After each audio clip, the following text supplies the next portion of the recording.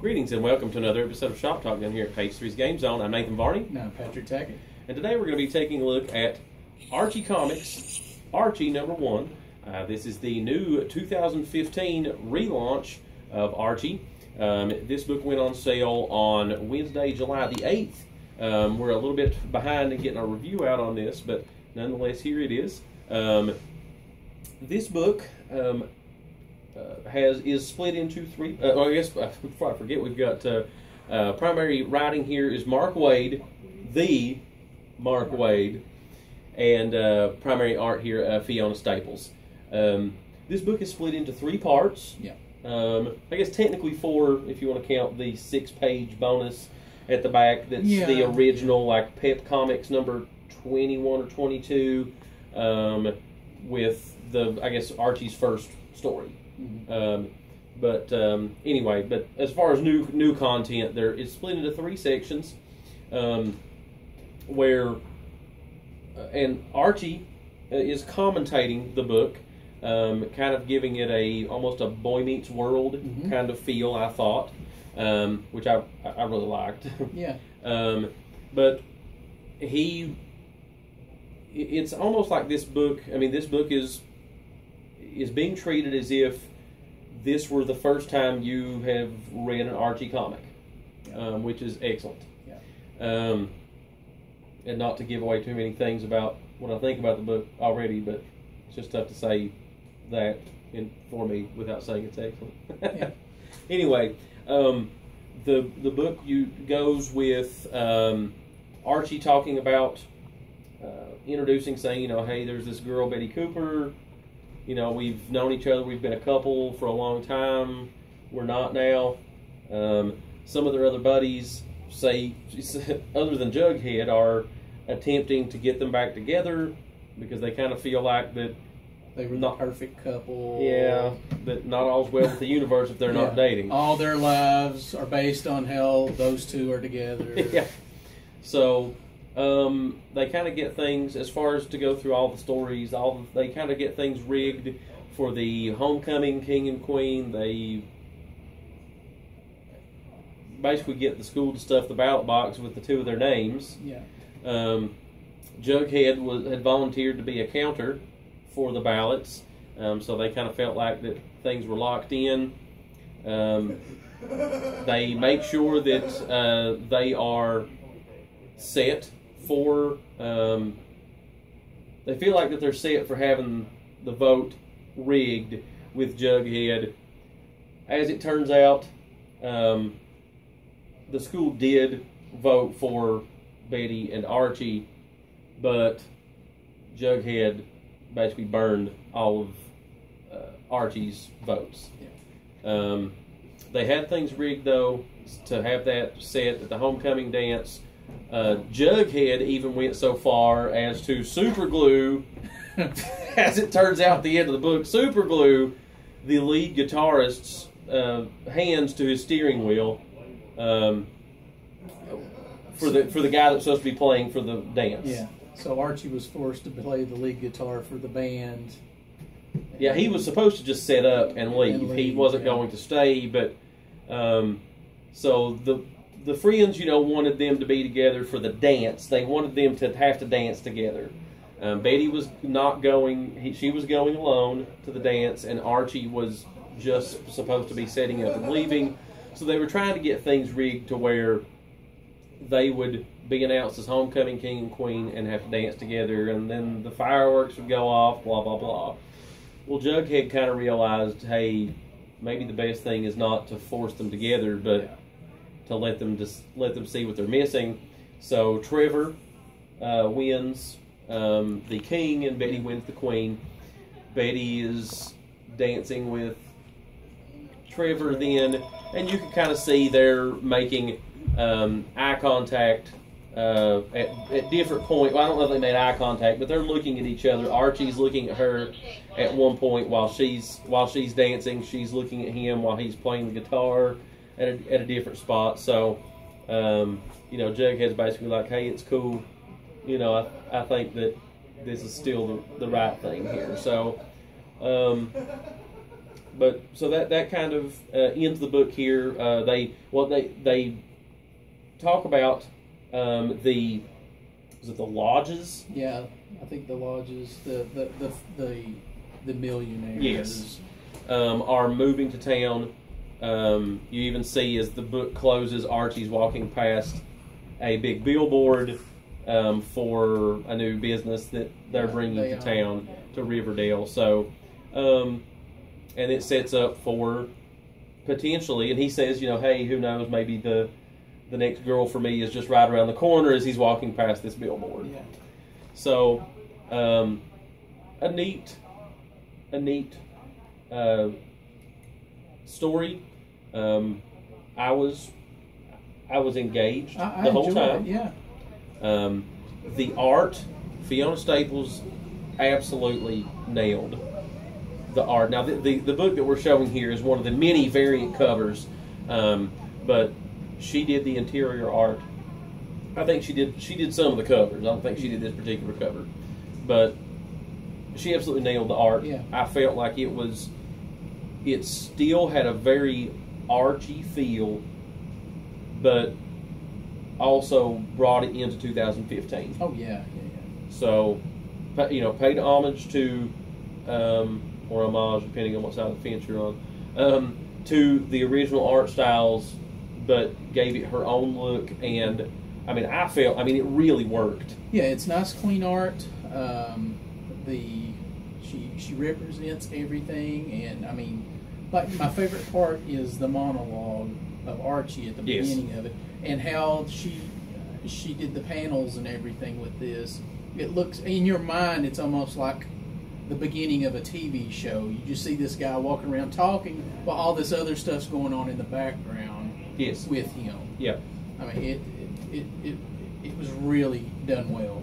So I think, so that was really good work between Mark Waid and Fiona Staples. The art and the writer part to give that, like you said, that was just that spot on, like classic television show feel of, like you said, as he's walking around and like people are just kind of here and there, and like he's almost talking to the camera, if you will. It made me think, and I'm probably stretching it here for a lot of you if you haven't seen it or if you're old enough, but Parker Lewis Can't Lose, if you remember that. Okay. All right. Yeah, I was thinking of two things at once, both Boy Meets World and The Wonder Years. Yeah, Wonder Years. Yeah, that was another one. Was the two things that this book made me feel like. It had a hybrid of a retro and a modern feel to it, both in the art and the storytelling. And of course, that's Mark Waid. If anybody's going to be able to capture something like that, it's going to be him. Yeah. So, definitely one of the. He's one of the industry's finest, and he did not disappoint with this. Archie Comics definitely made the right move by teaming with him for this book. Both for name recognition for somebody. Now, I didn't read this book because Mark Waid was the writer, but I didn't even know he was the writer until after I read it. But it certainly, I was like, okay, this definitely, like I already had it in the stack of things for us to read and review, and then I saw Mark Waid's name on the cover and went, oh wow, I think we're in for a treat. Yeah. So, but I felt like that it was a retro, like I said, a retro feel, but modern at the same time. Oh yeah. So like the homecoming dance with the band kind of almost made it feel like a scene from Back to the Future, while the demeanor of the characters still kind of felt like that they were modern high school students. Well, what I like, even though it's modernized, it's not modernized to like most books are, where they pull on the more darker aspects of human nature, or maybe pulling in like sexual orientations, or just sex in general. Right. Yeah, they've kept this book extremely clean, like they have still in all classic Archie. Archie. Classic Archie, but a good, smooth, modern twist to it. Yeah. It's really good. I mean... Yeah, I hadn't even thought about that, but you're right. Yeah. That was... because a lot of these books, they'll pull in that, just like modern TV shows. I think the only thing in the whole book was one of the characters said "hell yeah" in one panel. So, take or leave that. But nonetheless, I think this it was. But you're right. It still had the characters didn't. Mark Waid did not pull the characters away from their roots, so to speak, from the classic, from their characters. Mm-hmm.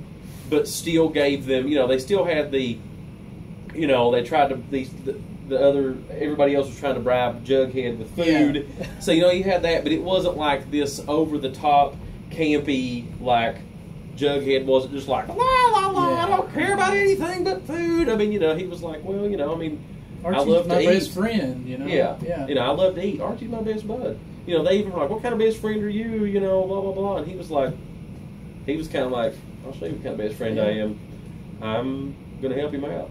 So, I haven't read a lot of Archie comics in my life, but the ones that I have read, they all had the classic campy feel to them. Yeah. Both with the characters being very over the top in their comic personas, and not real people written as comic characters. Right. They were comic characters first and foremost, and I feel like Mark Waid has gone the other direction and turned them into real people that are in a comic book. No, I'm not one to watch like the tweeny shows or anything like that anymore, because it's so much drama. Honestly, if this was turned into a TV show, I would be definitely watching it. Yes. No, yeah, of course, it's the classic boy meets girl type story with them having been together. Now they're separated, but that's a story you can, there's a reason that it's a classic story, is because you can tell that story in so many ways. Yeah. And, Archie is... the story of Archie, especially the Archie and Betty, is that classic story anyway. So I don't know. Honestly, I just can't say enough good things about this book. How well done it was. It's a very lighthearted yet serious. Yes. Book. It's not like I said. I didn't feel like. I didn't feel like we were reading an Archie comic. As far as that, like I felt like we were reading a modern comic book with Archie characters. Yeah. So, and if that's the goal of Archie Comics for them with this, they really hit the nail on the head with this. They've knocked it out of the ballpark with this first issue. Like, for sure. I have never purchased or collected or subscribed to an Archie comic before, and I may have to with this one. I actually think I may subscribe to this comic. I'm definitely reading number 2. Yeah. When we get it in here, but I may actually subscribe to these, because this is good. This is good stuff, and I guess I would feel like I'd be doing myself a disservice. Yeah. As a comic reader and as a comic collector, if I didn't at least buy and collect this first story arc. Yeah. So, and for me, I'd recommend this to anybody, but there's not that there's anything wrong with the comics, but there's a very small group of comics anymore that younger readers can read, because a lot of the comics have aged with the people who got them 10, 20 years ago. yeah. So, and this is definitely a book I could recommend to just about all ages. Definitely like, I would say like the teen or better, like 13 or older. But I think if you would let your child watch any of the Marvel Comics movies that have been out, most of them are PG-13, mostly for violence because of the restrictions on that. and there's a little bit of bad language in them. Like I said, there is literally one word only of profanity in this book. But I mean, I think if you would let your child watch, like I said, watch any of those movies, if they are mature enough, in your estimation, to watch a movie like that, just because it's like, okay, yeah, there's going to be some light language, no S-bombs or GDs or anything like that, because the parental advisories would go on the books anyway when those are into play. But this book, yes, this book absolutely. I mean, I could imagine pretty much any kid in middle school or above, and like you said, maybe even into some upper elementary, somewhere. I mean, I guess there's kind of a gray area between like that 6 and 10-year-old range. Around the 10, I was thinking like 10 or older easily would love this book. Yeah, 10 or more for sure. And like I said, 13 and over, without question. So, but I mean, but this is a book I think that whether you're 50 or 15, I think you could read and enjoy this book. Yeah. I mean, this particular book, I know we've not read any of the other books yet; they're not out, but it's definitely something that I think can appeal to any age. Yeah, and people who hated Archie before because of the whole, just the way it was, to get past that stigma of it being Archie and goofy and everything, give it a try. Yes, definitely give this book a shot. If you're an Archie fan, I think you'll still like this book. Yeah. If you weren't an Archie fan, I think you should still read this book because you probably will like it. If you're indifferent, if you've never read an Archie comic before, this is a great place to start because it's the first issue of a new era, and I hope that they keep this going. I hope they keep it too, yeah. Because I know they've tried one other time to kind of modernize it, but it didn't last. I mean, regardless of whether they keep the old series going, that's perfectly fine. I just hope that they keep this book going. It's hard to keep like the previous one. It's hard to keep that modern Archie, up-to-date Archie going, but kept that same old art. Right. It's really hard to do that. Yeah. And accept it as a serious book. Yes. So, all right. Well, if you can't tell, I think we both like this book. Yeah. I would give it 2 goofy Archie crowns up. Or not Archie crowns, Jughead crowns. Yeah, 2 Jughead burgers. Yeah, or Jughead burgers. I'm looking forward to his book. Yeah. He's getting his own book in a couple. It looks like it may be in this same vein. And if so, I mean, we'll definitely be taking a look at that if that's the case. So, all right. Well, I think that'll wrap up another episode of Shop Talk down here at Page 3's Game Zone. We thank you for tuning in. Let us know in the comments what you think about this book. If you've not checked it out yet, but from both of us, go check out this book and give it a read. Let us know what you think in the comments. Definitely looking forward to seeing what you guys think about it. And again, thanks for watching, and we will see you next time. See ya.